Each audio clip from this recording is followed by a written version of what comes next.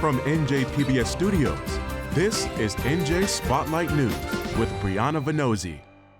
Hello, and thanks for joining us tonight. I'm Joanna Gagis. Brianna Venozzi is off. Coming up, World Cup fever. We've got one of the final teams staying in New Jersey. We'll tell you who it is, and look at all the teams that have come through and how one social media influencer is helping to put the Garden State on a global stage. And later, imagine being able to take an entire snapshot of the southern sky. We'll talk with one Rutgers astrophysicist joining the effort to map the cosmos and understand the universe like never before. But first, everyone's talking about it, cyclospora. We'll tell you all you need to know about the parasitic intestinal illness that's ruining summer for some. That's next. Major funding for NJ Spotlight News is provided in part by NJM Insurance Group, serving the insurance needs of residents and businesses for more than 100 years. You've probably seen the headlines about a diarrhea parasite spreading across the country this summer, and the concern is real. The culprit is a microscopic parasite called cyclospora, and the CDC says it's now sickened more than 1,600 people nationwide, with thousands more cases under review. Here in New Jersey, there are approximately 80 cases so far, but health officials say it's not considered an outbreak. Stephanie Silvera is an epidemiologist and chair of the Department of Public Health at Montclair State University, and she's here to tell us how to avoid it and what to do if we get it. Stephanie, thanks for talking to us. Obviously, this is an issue that a lot of folks are really starting to pay attention to, and there's a lot of fear and concern. I want to start with just laying the ground rules. What is cyclospora and how does it affect the body? So cyclospora is a microscopic single-cell parasite, and it infects the human intestine. So people may have heard cyclospora or cyclosporiasis. Cyclosporiasis is the infection that results from being infected with cyclospora. The most common symptoms, unfortunately, occur about 7 to 14 days after you've been exposed to the contaminated food or something that you may have had to drink. The most common side effects are this watery diarrhea. That's the most common. You can also have a lot of abdominal bloating and gas, stomach cramping, a lot of fatigue. Often that comes along with a loss of appetite, some nausea, and sometimes a mild fever. The biggest issue with this is that if left untreated, you can have symptoms for up to 6 to 7 weeks. And there are times when your symptoms will seem to recover and then will return. Okay, this is very concerning because it's hard to know if it's, 7 to 14 days later, I'm sure, what you ate, what caused it. And then I would imagine there are people who might have an upset stomach who are saying, oh no, do I have cyclosporiasis? Does it have to be all of these conditions in order for it to be this parasite? Or do you need to get a stool test? What does one do to be sure? So the only way to truly be sure is to have a stool test and to look for those spores. The good news is there is a treatment. The most common treatment for this is Bactrim, which is an antibiotic, but obviously you have to speak to your physician about that. The people who I think need to be most concerned are the ones with any infectious disease, right? Very young children, people who are older, and anybody who is immunocompromised, because they're going to be most at risk for having some more severe outcomes. I think the key, if you are not getting treated through a physician, is to make sure that you stay hydrated. Drink a lot of water or other fluids that you're able to keep down, because the biggest risk for any diarrheal illness is dehydration. Okay, we're hearing that it's coming from produce, and we're in the dead of summer. This is the time when you probably eat the most produce. I know we do in my house. Do we have to give it up? Can we wash it away? Can we scrub it away, as I'm hearing some people recommend? What do we do? So right now, I would avoid any prepackaged salad mix or those vegetable trays. Those are going to be the biggest culprits here. You're also, unfortunately, and my family loves blackberries and raspberries, those tend to be a source of risk, as well as things like snow and sugar snap peas. The best way to prevent this is really having anything cooked to at least 158 degrees. So, if you really like your berries, maybe it's time to have a pie or to enjoy them as a jam. The safest options for fruits and vegetables is anything that has a peel, so that you can wash it, peel it, wash it again, and then serve it. Unfortunately, simply washing or common methods like vinegar or even some commercial produce methods are simply not reliable enough to make sure that you kill those spores. Okay, if you do have a peeled, let's say it's an orange or it's a mango, do you need to wash it with soap? Do you wash it with a brush? How do you ensure that if there is something on the outside, you're not cutting it into the fruit? Kind of get into it. Yeah. I think the best option there would be to wash it with a mild soap vinegar with a brush. So you want to give it a good scrub, then peel it, make sure you throw that peel away, and then just eat what's inside. It's a great time Hard for to do when you've watermelon got, too. yeah, watermelon sounds great. A lot of melons sound great right now. So there are 80 cases as of the time that we're talking right now in New Jersey. I know it's a moving number, but health officials in the state say that that doesn't constitute an outbreak. Is this more common than we realize, or is it, why is that not considered an outbreak? So an outbreak is simply when you have a higher number than what you would typically expect at any given time. I suspect that the number is probably significantly higher. Remember, this is based on reporting systems where if people aren't reporting their systems to their physician or to health departments, we don't really know.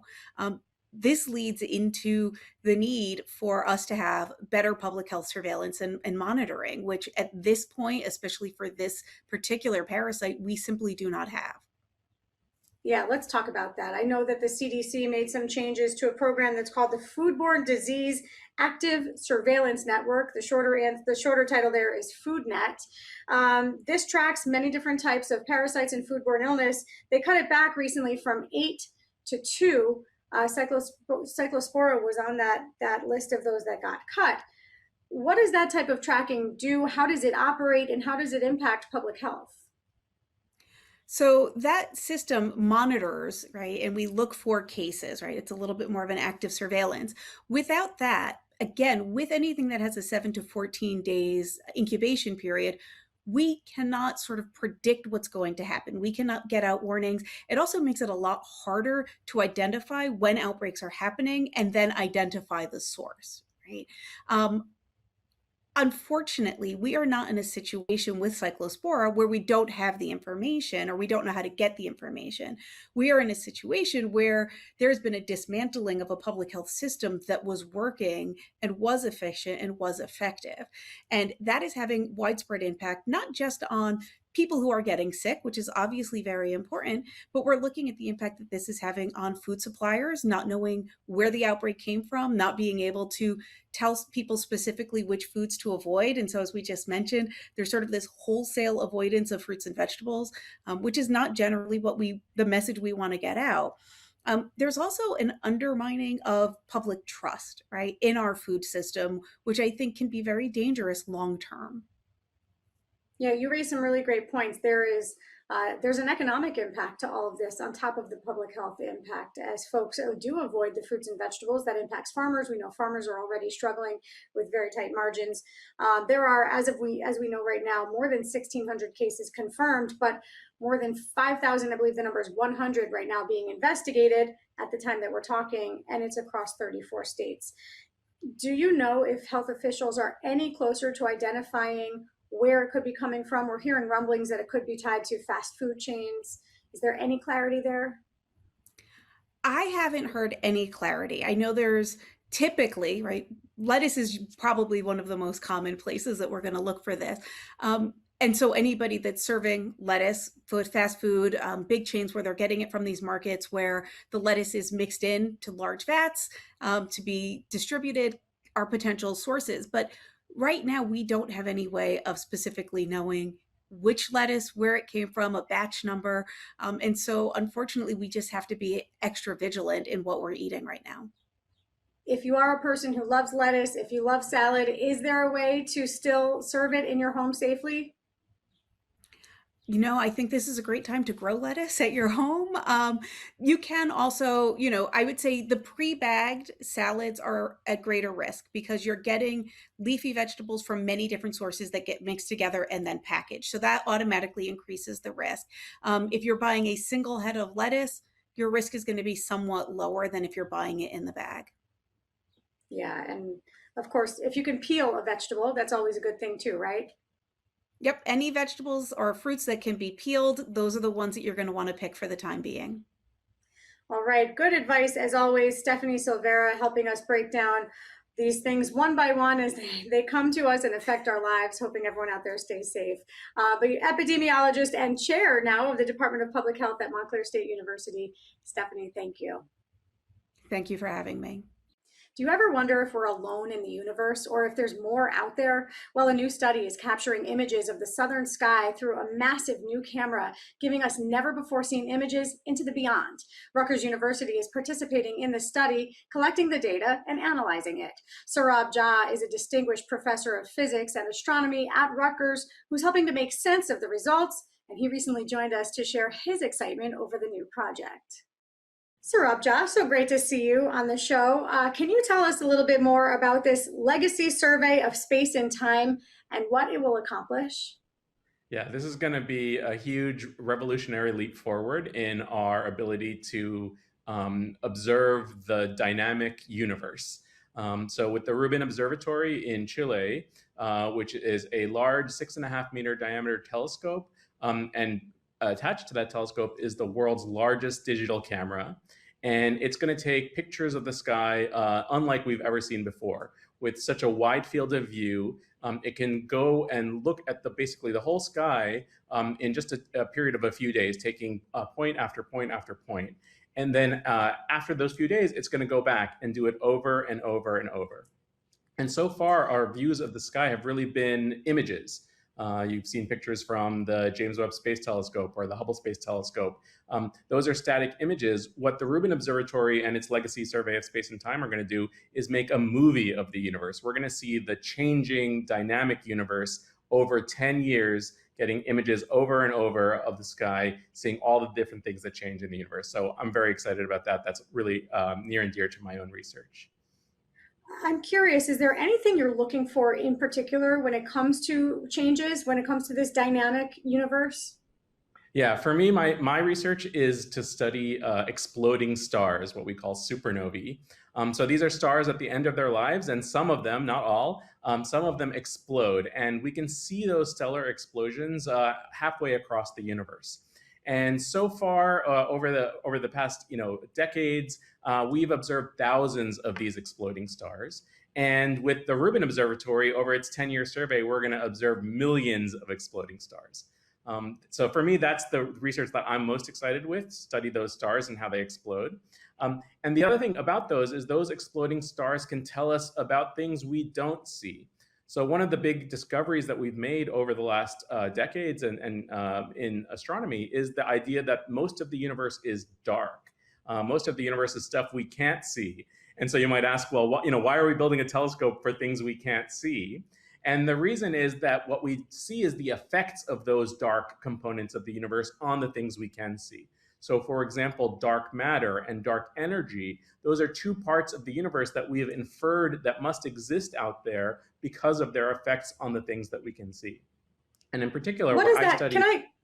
Can I jump in here? What is dark matter? What is dark energy? Just put that into layman's terms. Yeah, we don't know. That's the great question. That's the question. Those are the questions that the Rubin Observatory is going to try and figure out. What are those things?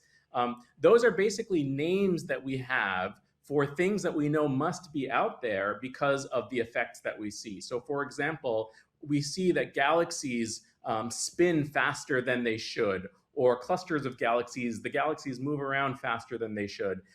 We see the whole universe expanding faster and faster with time. That's not what we expected if there wasn't anything else out there, any of this dark matter or dark energy. So we see the effects of those things on the stars and galaxies that we can observe, and we don't know what they are. We want to know what they are.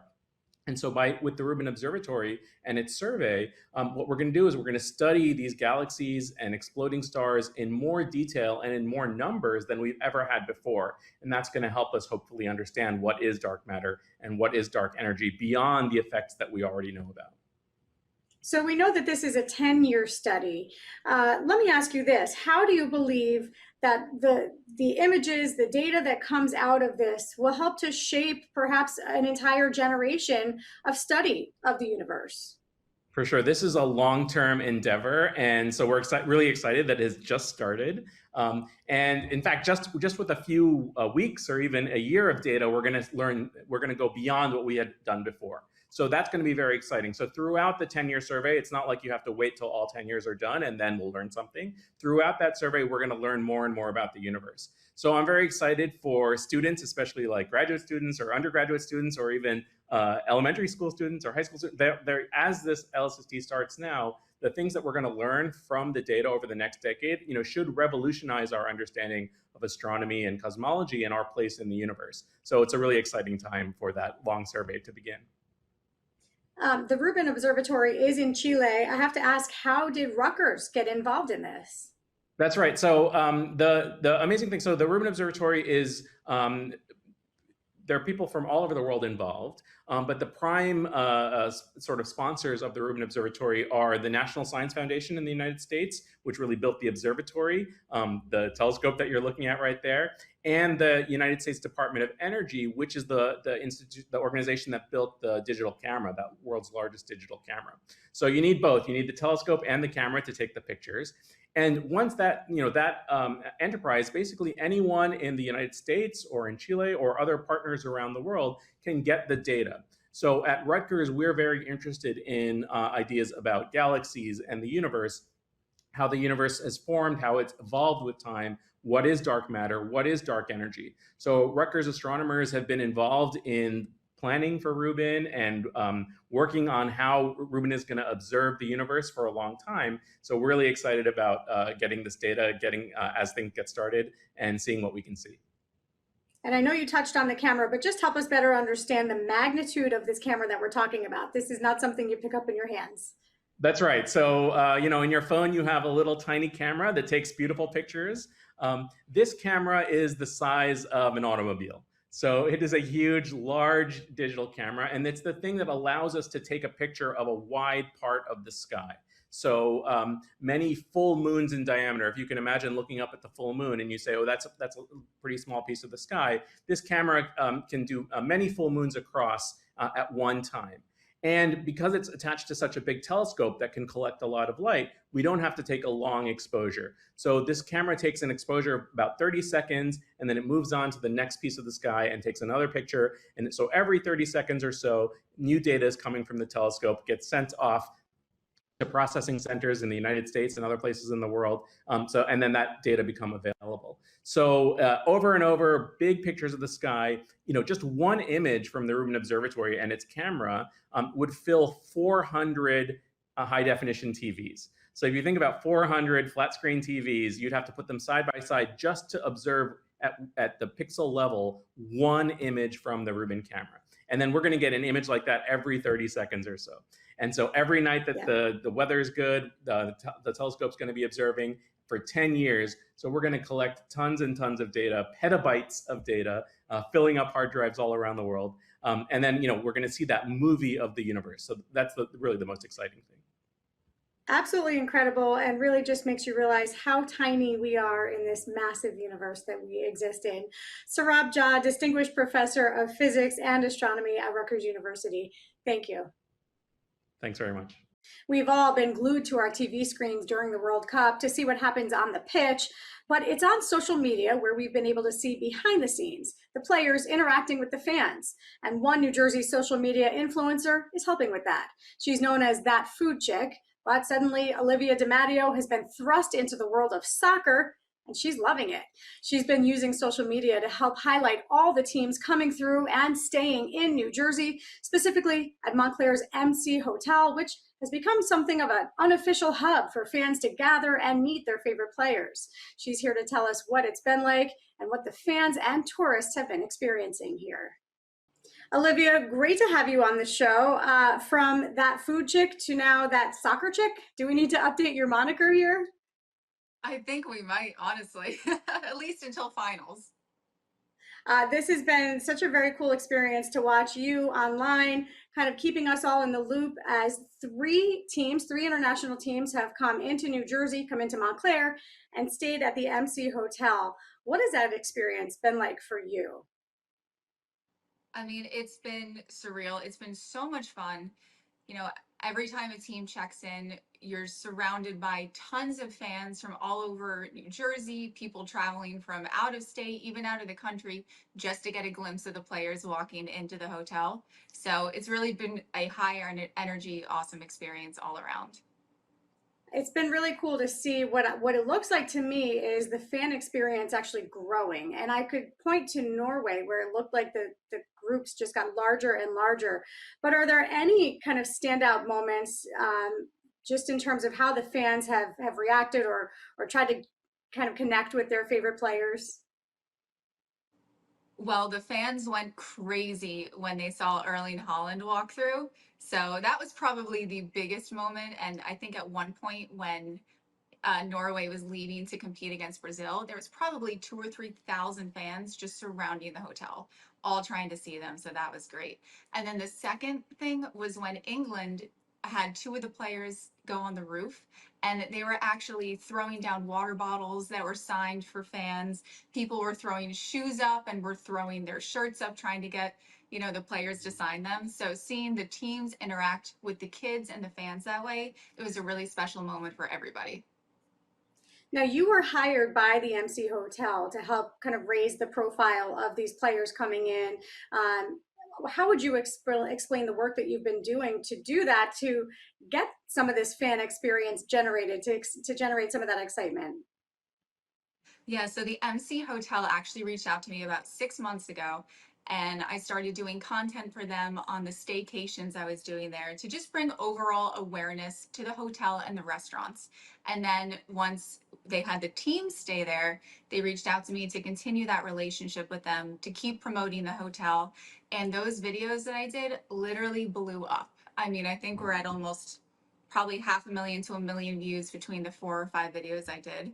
So it's been, a great experience working with the hotel. How would you say that this has put Montclair and the MC Hotel and maybe New Jersey overall on the map internationally? Well, it's funny. The hotel in Montclair is fairly new. I think it opened up in 2019, and there really wasn't too much buzz around it. And then with the videos that I've been doing, I feel like all I've been talking about lately is the MC Hotel in Montclair. So it's definitely gaining a ton of traction with people in the surrounding areas now wanting to stay there and now wanting to support them because they've been so great to the teams, players, and fans that have come. And yeah, it's just been an overall awesome experience. Help us understand your backstory a little bit, because like we said, you are that food chick. That's your brand. You built this business. Today's a significant day for that business. You can tell us about it, but how did you get into this? How does it change or not the work that you do on social media? Yeah, so that food chick actually turns 3 years old today. So July 15th, 2023 was my first ever post. And I went back and looked at it. It was just a picture of a pizza. So we've come a long way in 3 years. But yeah, I mean, the relationships I've built in the past 3 years has really just helped grow this platform. And then, partnering with the hotel and partnering with, other hotel owners and restaurant owners to keep growing it. It's been great. We're almost at 20,000 followers in the 3 years since I've started it. Obviously, New Jersey has hosted a number of matches, but one of the things that I find most exciting about the World Cup has been this traction online of international travelers coming here and really appreciating the food and the culture that America has to offer, and very different experiences depending on which city or state you end up in. What did you see here in New Jersey? Have you tapped into some of that craze having a food site yourself? Yeah, so I actually made a video maybe 2 or 3 weeks ago, right when the World Cup was starting, as like a New Jersey tour guide for the tourists. So I made a list of all my top restaurants within a 30-minute radius of the stadium, trying to get the fans to stay in New Jersey to go out to dinner. I was hearing that a lot of people were going to New York to try to do the whole New York experience and were patronizing those restaurants, when in reality, New Jersey really needs the business. I know that we've got a big match coming up. We have the final here in New Jersey.